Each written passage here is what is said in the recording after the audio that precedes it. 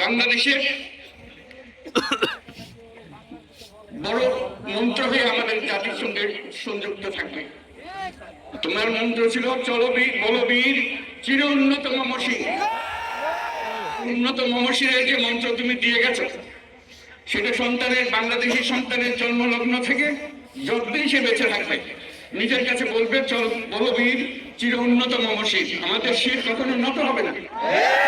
সেই মন্ত্র তুমি আমাদেরকে দিয়ে গেছো, আমাদের সব কাজে সেটা আমরা প্রমাণ করবো ইনশাআল্লাহ।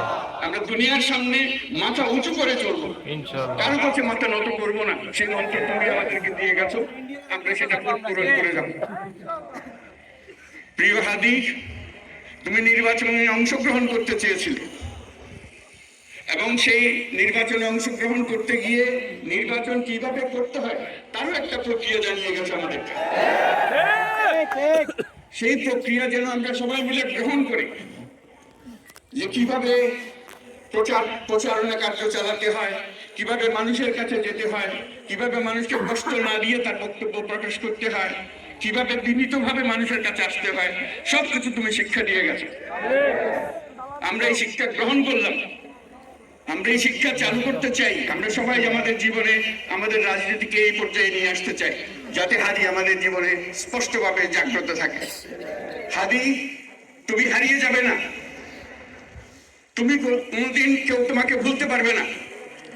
তুমি যুগ যুগ ধরে আমাদের সঙ্গে থাকবে, আমাদেরকে তোমার মন্ত্র পুরোপুরো করিয়ে দেব চলবীর অন্যতম মুর্শিদ। আমরা সেই মন্ত্র নিয়ে আজকে সামনের পথে এগিয়ে যাব।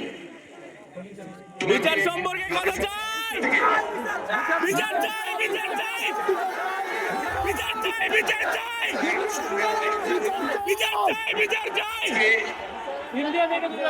আজকে তোমাকে বিচার চাই, বিচার চাই, বিচার চাই, বিচার চাই, বিচার চাই, বিচার চাই, বিচার চাই, বিচার চাই। অগ্রগতির পথে চলতে থাকো।